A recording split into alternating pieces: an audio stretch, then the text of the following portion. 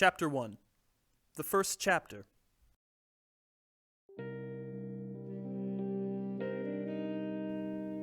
It was December 24th, around 7:45 p.m. I was getting ready to close up and hit the whiskey shots down at O'Neill's pub. It was my gift to myself. It's my gift to myself the other 364 days of the year, too. The only difference being, today was Christmas Eve. Ho, ho, ho. It was snowing. Mean, icy snowflakes knocked on my window pane while an accusatory wind shook the whole frame. The street lights made the whole street look like rust. I knew I'd be in for a long night. Last week, some families in town pulled together a fund, a few grand, and drinks on the house at O'Neill's. Considering my recent luck at the betting tracks and the shadow war on my liver, I couldn't refuse. They were looking for a man, a snowman. It was all the same to me. Cash talked, and with it in my pocket, I was an envelope. Tell it to the mailman, nor rain, nor sleet, nor snow, nor hail could stop me. Maybe I'd bring along a card. Happy birthday. I was putting on my coat. O'Neill's was next door, but if I had to leave quick, not that I ever did, but if I had to, I could. Keeping your coat on also was a sign that you didn't want to make friends. I didn't want to make friends. Roger was manning the taps. I hated Roger. A little too cheery, and his pours were always measured. People who followed the rules with a smile were my least favorite. Before I could get my drink, I was interrupted by a hand on the back of my neck. A cold hand. It was the hand of Pfeiffer Charlotte, local widow and sole heiress to the Charlotte estate. She was the reason I didn't like to make friends. Before I knew it, my accurately measured shot was gone, and Pfeiffer was holding the glass. This wasn't the first shot she took, but at least this time it was glass and not lead. She wiped her mouth with the back of her hand and wiped the back of her hand on my coat. I have some information for you, Mr. Harlow. The way she said information made the bottom of my eyelid twitch. But first, I need you to do something for me. Pfeiffer was in the know, so the information was sure to be good. But she always charged a steep price, whether she was trying to get me to do some off-record job or rekindle that old flame of ours. I was gonna pay. She nodded to Roger. Roger nodded back. I looked at Roger. Roger smiled. I didn't smile back. Roger smiled harder. I frowned. Pfeiffer frowned at me. Roger stuck his tongue out. I flipped him the bird. Roger blew me a kiss. Pfeiffer smacked the back of my head. Business as usual. We headed to the back room, past a dimly lit row of pool tables. Since the Pool Shark Union strike, it was more of a tomb than a room. Pfeiffer walked to the far end, where the dusty window spat a sad spotlight on the floor. Then, she started to unzip. And I mean really unzip. Dress and skin. I was starting to think this wasn't Pfeiffer at all. A smoky, crunchy, gravelly laugh echoed out. Well, Mr. Harlow, I didn't think you'd be this easy. I may be easy, but I'm also hard. There was a deafening silence. A silence I sat in, running what I just said through my mind over and over. Normally, Pfeiffer would have a salacious retort to a comment like that, but this time she just laughed. and wheezed. It's me, dumbass. Musty the Snowman. I was taken aback by this, but soon it all started to piece together. The wheezing, the mocking tone, the unzipped skin. This was Musty the Snowman, the exact thing I was searching for. Some men would call this coincidence. I'd call it kismet. I knew it was you the second you took that costume off. No, you didn't. Yes, I did. Then why'd you say you were hard? I didn't say that. I was winning this mental battle, but there was another game being played. A game called Catch the Criminal. I was the detective. Musty was the criminal. Here he was. It was as if he delivered himself to me. But why? You've fallen for my trap. A net descended on me. I was starting to think this was some kind of trap. Musty waltzed over and hit me with a lead pipe. I was dead. Or so I thought, until I woke up, chained to a radiator, alive. Chapter 2. The story progresses.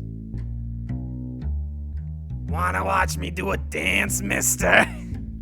I'd never seen a dancing snowman before, so I said yes, and it just so happened to buy me some time. Musty did his terrible, terrible dance. I watched. He stopped dancing to catch his breath. He always had a terrible, crackling cough. He started dancing again, then he stopped. I realized I had ran out of time. Are you gonna kill me or what? Kill you? Why would I kill you? That's dumb. You're dumb. Wanna see my used underwear collection? I'd never seen a snowman's used underwear collection before, so I said yes, and it just so happened to buy me some time. It was a parade of putrid pantaloons, bent brassieres, unctuous underwear, and lightly worn assless chaps. He stopped the parade to catch his breath. He always had a horrible, hairy cough. He started his fungal fashion show again, then he stopped. I started to think I might be bad at escape plans. I had to do something. I noticed that the window to the left was open. It wasn't open when I woke up. At least I don't think. I mean, I can't really remember.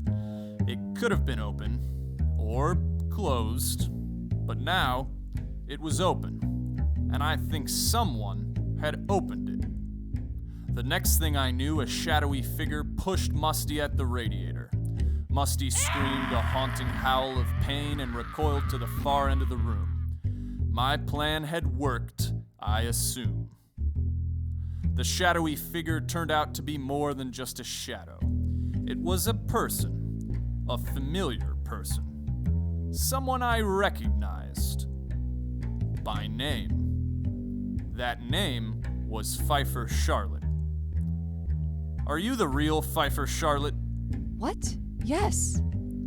I remembered that not everybody saw and heard the things that I saw and heard.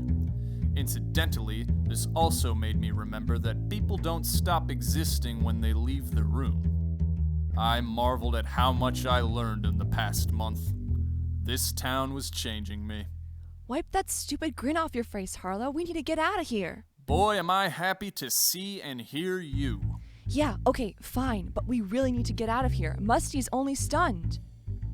We hurried out the back door of O'Neill's.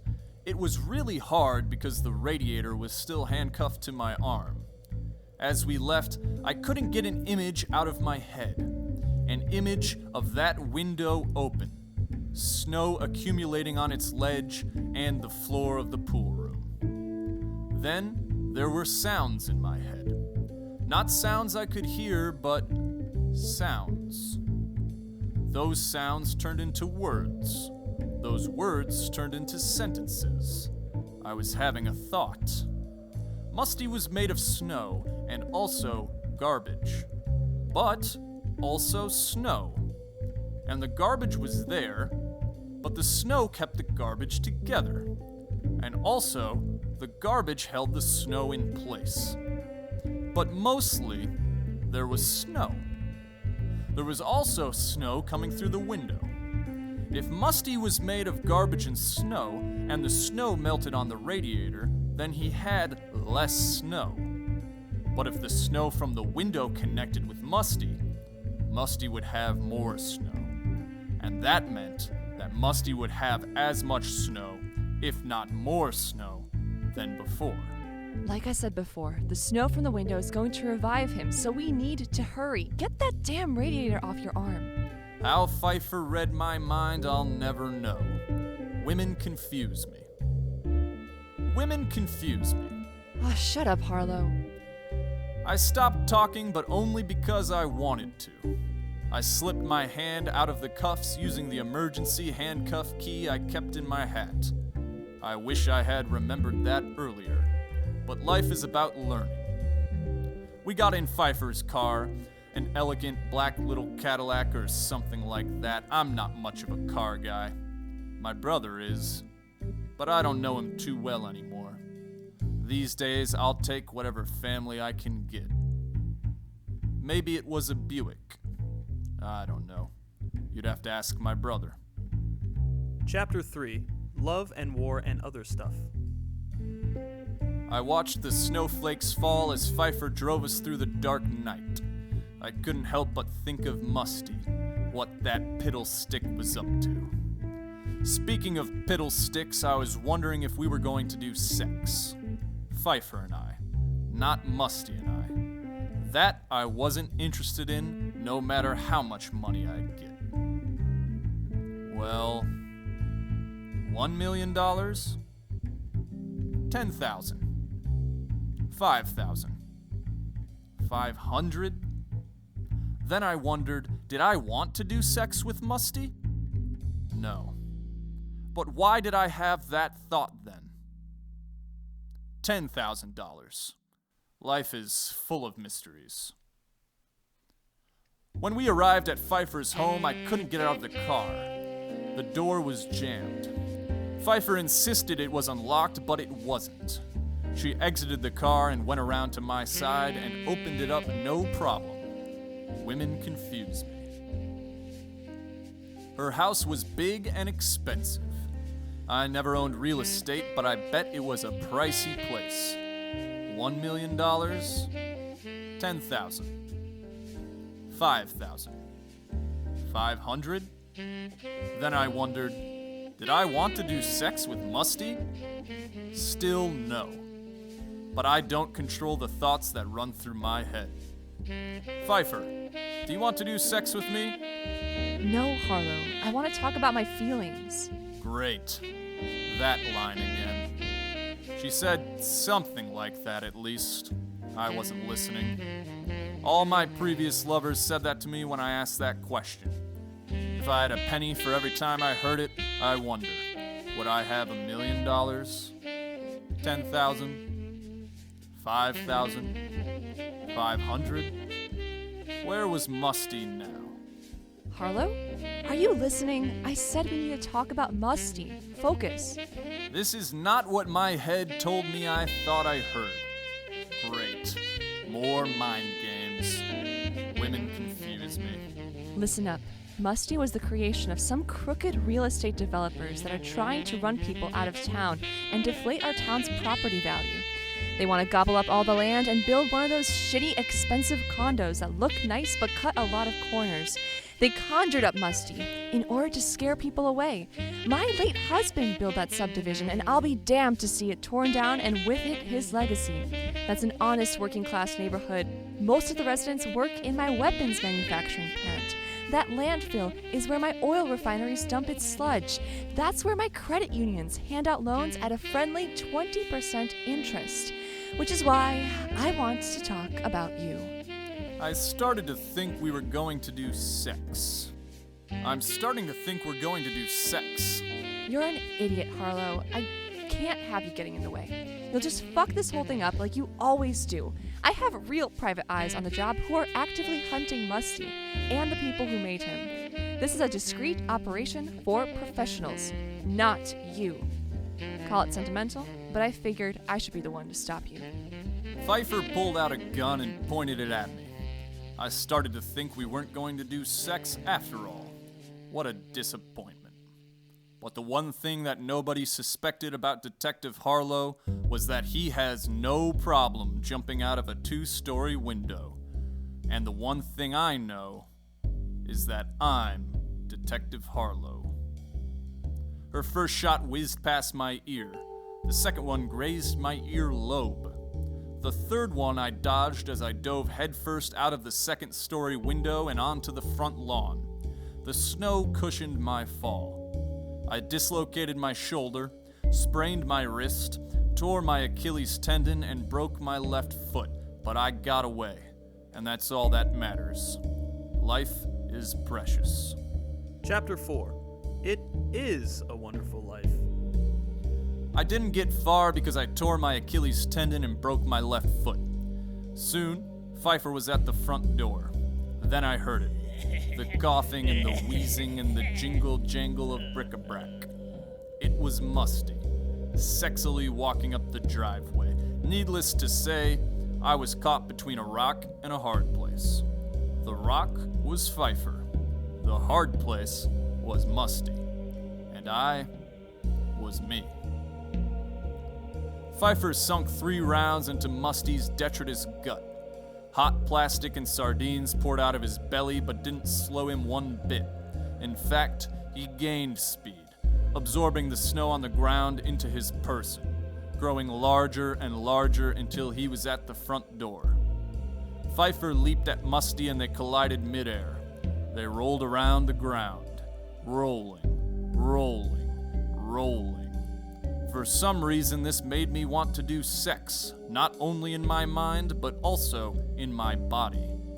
Rolling, rolling, rolling, falling, falling, falling. The ground stopped at the edge of the property where a cliff started. I knew they were dead because there was an explosion. But a part of me thought maybe they were still alive because I didn't hear a scream. There was always a scream. That's one mystery I couldn't solve. But as for this one, I did my job. Case closed. It took me 3 hours to limp home. Along the way, I passed the subdivision Pfeiffer was telling me about. Outside a blue little house on the corner of Lincoln, Mr. Schmidt recognized me and waved me down. Mr. Harlow, boy, am I glad to see you. You caught that man yet? That snowman? I said I did, and they paid me money.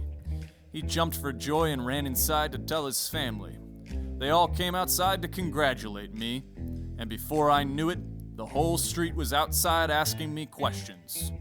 What am I, the information man? I hobbled away. A TV store was playing It's a Wonderful Life. I stopped to watch. It was 20 minutes in, but I stayed for the rest of the film. And it got me thinking. No matter the trials and tribulations of life, we must remember that had we not been born, our impact in this world would be missed. The people's lives we touched may not have been as lucky having not been touched. That is to say, had we never been born, our deeds would not have affected the lives of others, potentially in positive and life-changing ways. And that it really is about the people in our lives that make our lives meaningful. If we were not to have been born, we'd be stuck floating around, watching the people we care about live their lives without us, possibly with a guardian angel as a companion. You know, it's exactly like It's a Wonderful Life. That movie I just told you I watched on my way home. I stopped and I watched it, even though it was about 20 minutes long. I still watched it, and boy, oh boy, was that a good film. I don't know. That's just my thoughts and ideas. And maybe, somehow, that could be considered the meaning of Christmas.